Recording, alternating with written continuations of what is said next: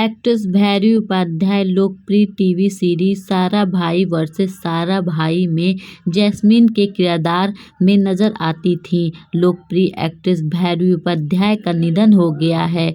32 वर्षीय भैरवी की मृत्यु हिमाचल प्रदेश में हुई। ये घटना सोमवार को बताई जा रही है।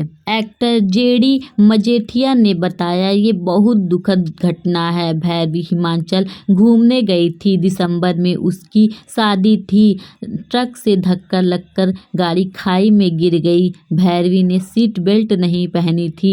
इस घटना से सबको सीख लेनी चाहिए। इंटरनल ब्लीडिंग की वजह से उनकी मौत हो गई है। आपको बता दें कि भैरवी उपाध्याय ने एक्ट्रेस दीपिका पादुकोण के साथ 2020 में आई फिल्म छपाक और तिमिर में काम किया था। इसके अलावा टीवी शोज सारा भाई वर्सेस सारा भाई, क्या कसूर है, आमला का और digital series please find attach में भी काम करती नजर आई हैं। टीवी एक्ट्रेस भैरवी उपाध्याय अब हमारे बीच नहीं रही।